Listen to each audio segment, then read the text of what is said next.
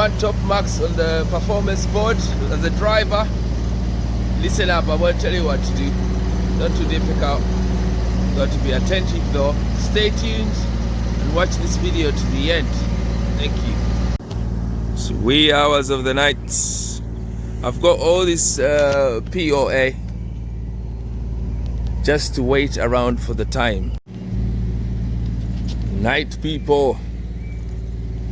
Yes. As I say, a truck driver, you have to learn how to just go on a mission on your own. Wait there, start, go, and so on. But it's a night mission. If you're doing night work, you're going to be on your own doing your deliveries. Just to show you where I am. Small services with just a garage and a parking spot for only 4 trucks. There's also Burger King. I've seen a hotel, I think, as well. Bed and breakfasts. I'm here with my Steve Allen from 4 o'clock. She read poetry. I do most of my videos at night because I'm a night worker.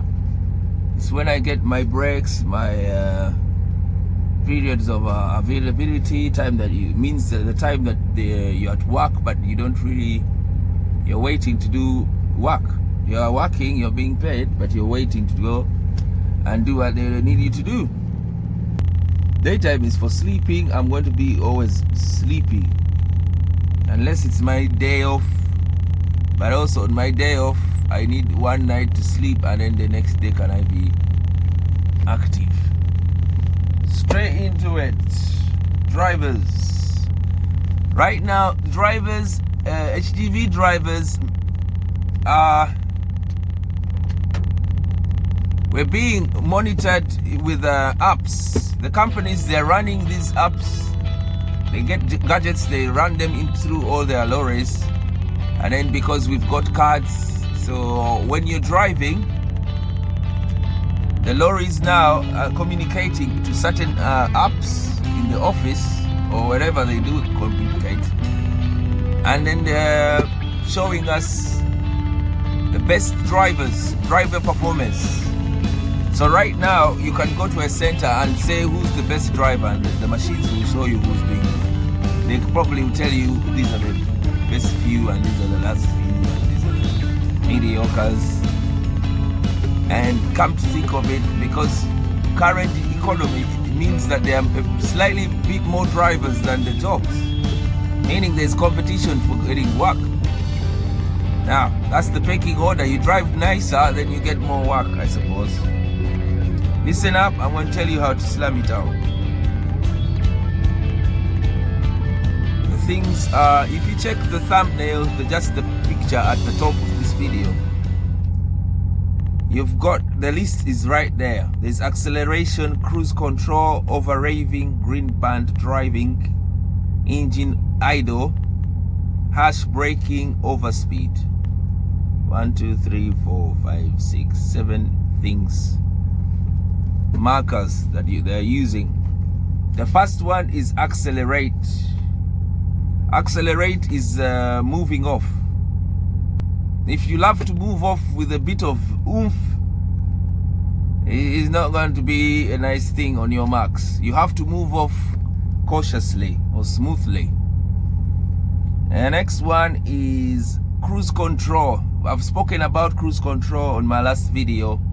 If you missed it, I'm going to put a link towards the end of this video. You can catch it again. Cruise control is a big deal around current driving. Really big deal. If you don't know how to use it and you don't use it all the time, as a driver, you won't be performing properly. You won't be top of the marks. Right. Cruise control, simply you need to have it on the most that you can, all the time. The more you have it on, the more marks that you get for it. Over-raving. Over-raving is still to do relating with acceleration. You may even have a problem deferring this. Accelerate is probably to move off when you're starting. Then another one is over-raving. I think as you drive, over-giving. Green band driving is to keep keeping your raves in the green zone. When you're driving, there is this screen that shows you the RPM. The one that shows you the RPM is to do with the rate at which the engine is turning. You want to keep that rate in green. There is green, then there is yellow and red. Green is where you want it all the time. If you notice the raving meter is going a bit to the yellow, lower your gas, and then it will sort of keep it around there until it changes gears. Do not just floor it and let it do the rest. Nah, you have to press it only until it's going over to the yellow on revs, and then it will work out to change it for you. Right. Engine idle. Engine idle is just simply leaving the motor running for too long. Many of us, I inclusive, used to do this until I started paying attention. When you're doing paperwork, when you walk in, put your card, do the checks and what, you can actually end up idling if you leave the vehicle switched on.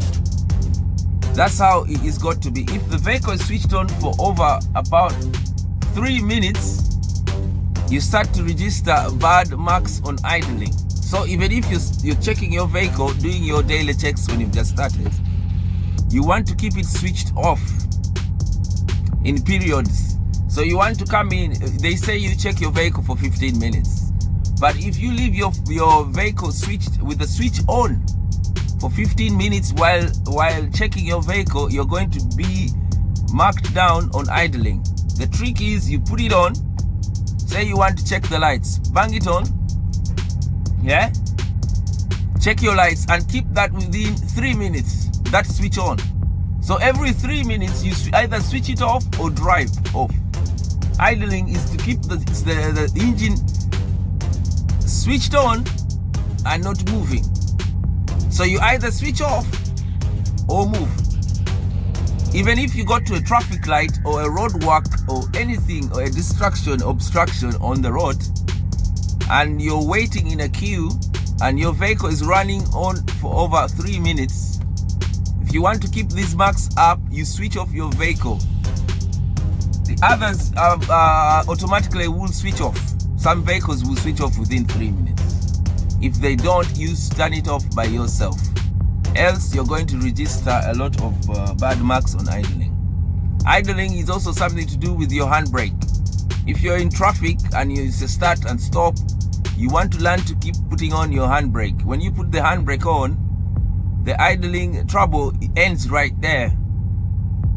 If you're waiting and you're just stamping on the brake in a queue, if that queue takes you longer than those minutes that they're looking for, we cannot even know whether it's 3 or 2.5 or 4. It's just a number of minutes that they don't think is right for you to keep on those pedals. So you put the handbrake, then it cancels that. If you're waiting around without handbrake, you may end up idling and then spoiling your marks on that. Next one, hash braking. The word is very, very obvious.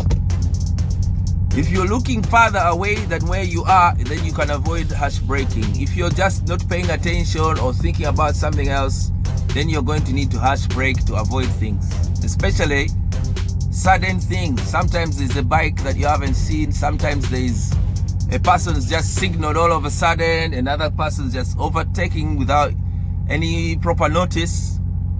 So if you're well ahead and thinking of this issue, that you're most likely going to be able to avoid it.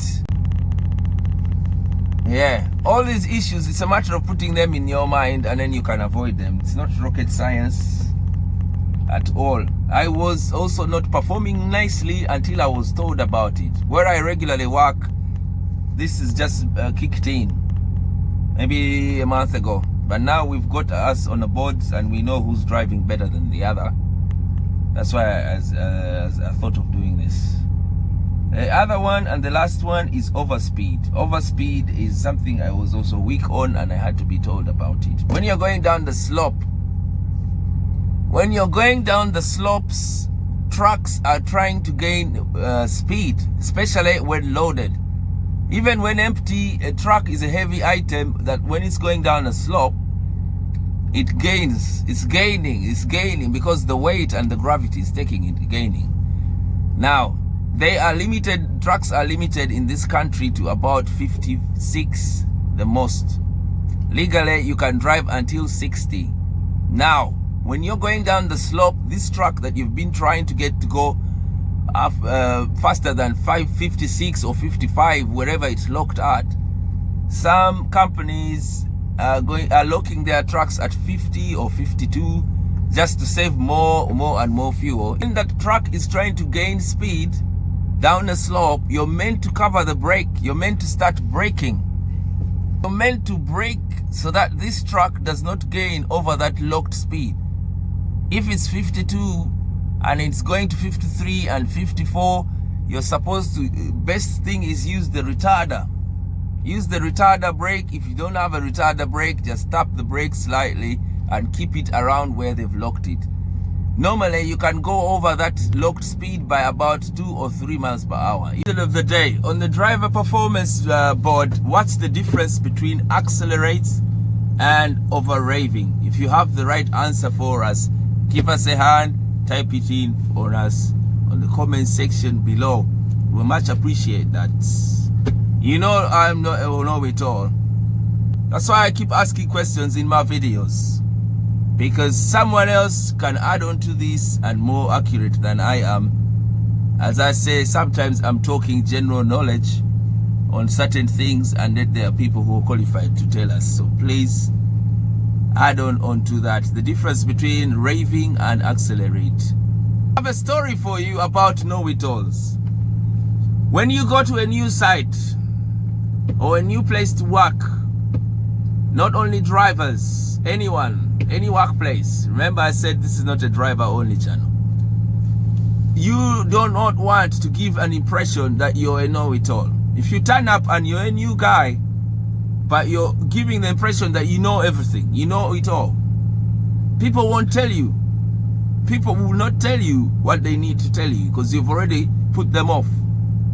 I'll tell you a story. One of the times, I know a driver, he was a new driver on a certain site where I used to work. And yeah, he came in and looking like he knows it all and so on. People will not tell you because you're already showing them that you don't want to ask them. And you know it already. In this site that I used to deliver, the PODs, proof of deliveries, that's just the note that you take and they sign and you give it back where you've got the goods. The PODs had 2 addresses printed on them in this particular job. They had the headquarters of the company somewhere in the north. Normally they are registered in the north for whatever reason. It's cheaper registering companies in the north, whether they are going to work in the south. Anyway, this company was registered to an address in the north somewhere. Don't remember, maybe Newcastle or somewhere. And then the delivery, because this was a London job, the delivery was to go to somewhere in West London, Acton, I think.